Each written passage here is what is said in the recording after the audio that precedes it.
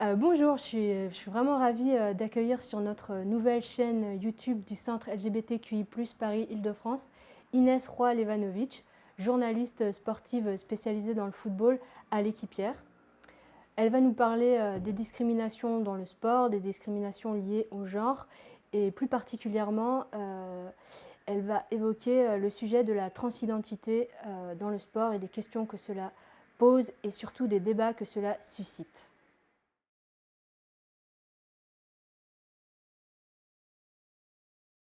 L'intégration dans le milieu du journalisme sportif n'est pas toujours facile pour les femmes, en particulier parce qu'il s'agit de sport et donc d'un milieu qui est historiquement pas mal dominé par les hommes, surtout dans le milieu du football dans lequel je me spécialise. Mais on voit quand même depuis quelques années que les choses s'améliorent. On voit de plus en plus de femmes intégrer des rédactions, de plus en plus de femmes sur les plateaux télé, autour des terrains. Donc ça, c'est un signe positif.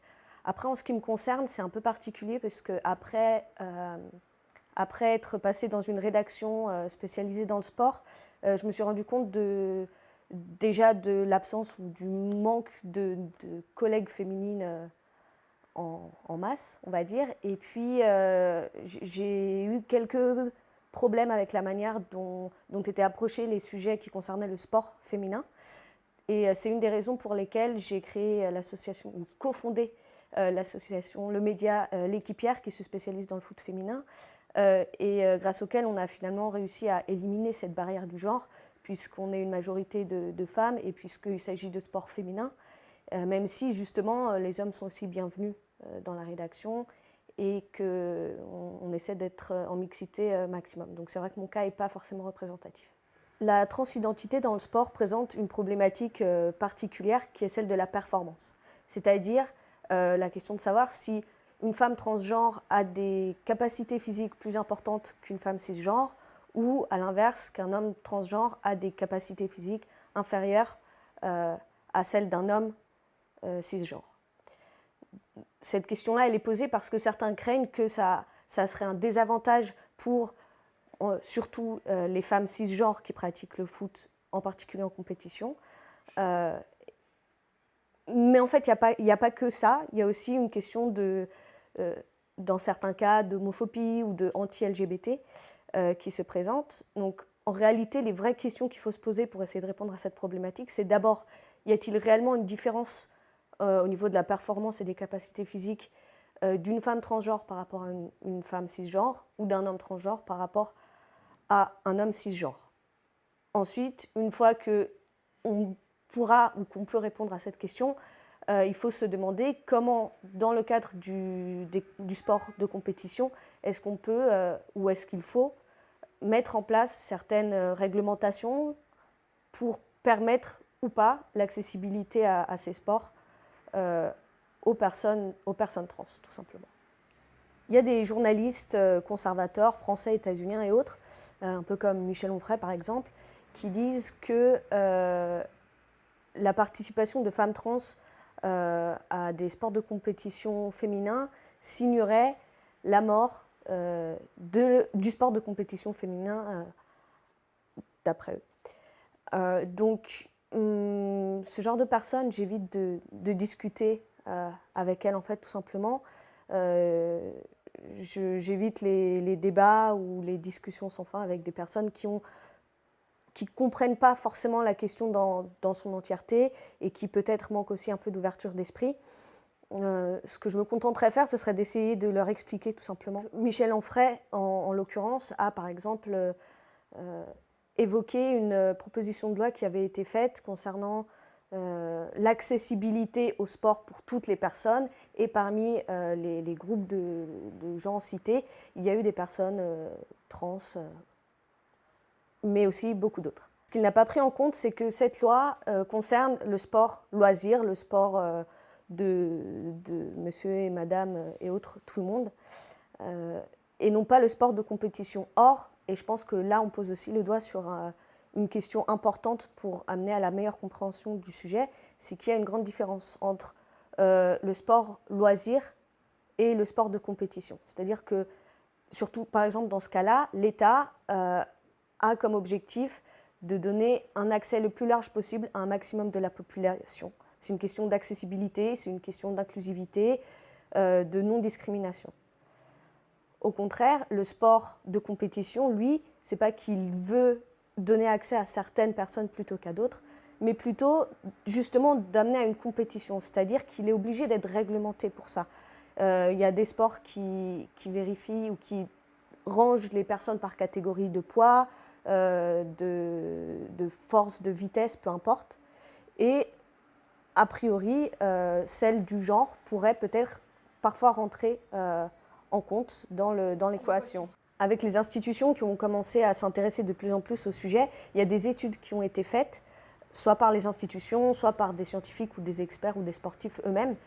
Et finalement, on s'est rendu compte que toute la question n'est peut-être pas si adéquate que ça, vu que la plupart des études, voire même toutes, ont prouvé que, en tout cas dans les cas qui ont été étudiés, le taux de testostérone après transition d'une personne trans, ou d'une femme trans en l'occurrence, baisse, et avec elle baisse le niveau de performance physique, donc la vitesse, la force, entre autres. Tout ça, ça baisse à un niveau qui est, on va dire, relativement le même, voire égal à la moyenne des femmes cisgenres. C'est-à-dire que toutes ces inquiétudes des personnes qui disent que les femmes cisgenres seront écartées du sport de compétition à cause de l'arrivée de femmes transgenres n'est peut-être finalement pas du tout fondée, étant donné que dans énormément, voire même la plupart des cas, sinon tous, les femmes transgenres, suite à un traitement hormonal, se retrouvent à avoir les mêmes performances physiques que des femmes cisgenres. On en a eu d'ailleurs des exemples par le passé. Il y a eu des exemples de cas de femmes transgenres qui ont vécu leur transition, par la suite ont repris le sport de compétition et n'étaient pas forcément les meilleurs et surtout pas de loin dans leur domaine. Donc je pense qu'en se basant sur les études et sur les faits déjà, on peut donner un début de réponse aux personnes qui s'inquiètent et qui ont peur. Dans le cas du sport de compétition, on est dans de la compétition, c'est-à-dire qu'il y a des réglementations, il faut réglementer, catégoriser la manière dont on peut accéder à cette compétition pour avoir une sorte de justesse de jugement par la suite, pour que ce soit équilibré. Et donc la question ici ne se pose pas de savoir s'il faut réguler ou non qui pratique ou pas, mais plutôt comment on va la pratiquer et de sorte à ne discriminer personne, à ce qu'un maximum de personnes y aient accès dans le cadre des règles, et donc potentiellement d'adapter les règles aux besoins des personnes et des sportifs.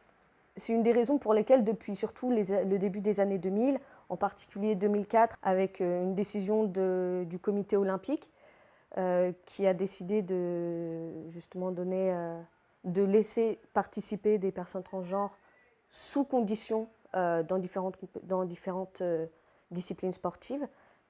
Depuis le début des années 2000, on voit que certaines institutions sportives des différents sports essaient de s'intéresser au sujet, essaient de savoir si effectivement il y a ou pas des différences dans le potentiel physique des sportives qu'il faut prendre en compte et pour lesquelles il faudrait mettre en place des différentes règles et des critères à respecter.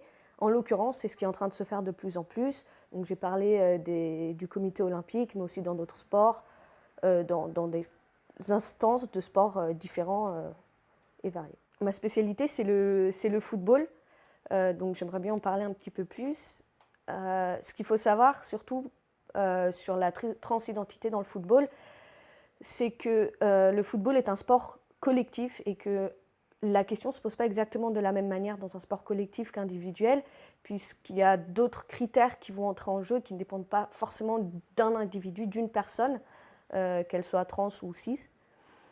Et c'est pour ça que certaines questions ne vont pas se poser de la même manière. Par contre, la problématique principale reste la même, c'est-à-dire comment est-ce qu'on peut s'assurer qu'il y ait une sorte d'égalité relative en termes de niveau et de capacité physique de l'ensemble des joueurs et des joueuses sur le terrain. Comme dans beaucoup de sports, le football a essayé de trouver des manières de traiter le sujet, et comme dans la plupart des autres sports, historiquement, d'abord, on a essayé de comprendre ou de vérifier, on va dire, le genre d'une personne en examinant ses organes génitaux. Parfois, il y a eu des cas dans lesquels des doutes ont été évoqués sur le genre d'une personne, et ils sont allés littéralement examiner les organes génitaux de la personne donnée.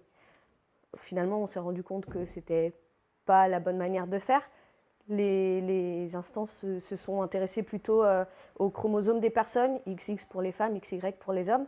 Mais de nouveau, scientifiquement, on a vu que ce n'est pas forcément ça qui pouvait définir si on est forcément une femme ou un homme, et surtout que ça ne définit pas les performances physiques des uns et des autres. Donc finalement, on s'est arrêté pour l'instant, peut-être que ça changera un jour, sur le taux de testostérone du corps des sportifs, en l'occurrence des footballeurs et des footballeuses.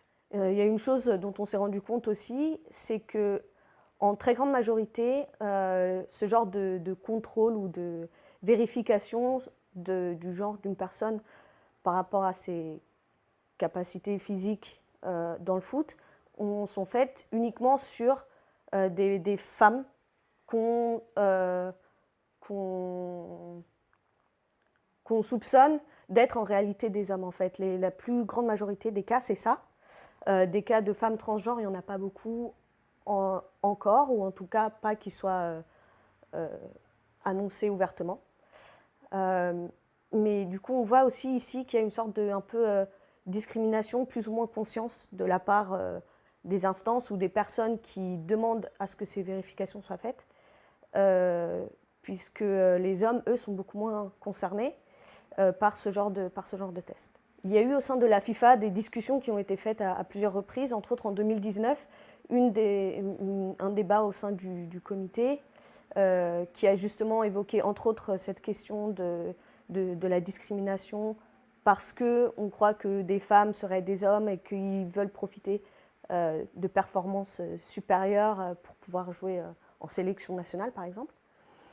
Mais d'autres questions se sont posées aussi. Une des questions principales aussi qui a été évoquée dans ce cas-là, c'était le fait qu'on ne peut pas vraiment parler d'un niveau de jeu général et global pour toutes les femmes. C'est-à-dire que de toute façon, avec 22 joueuses sur un terrain,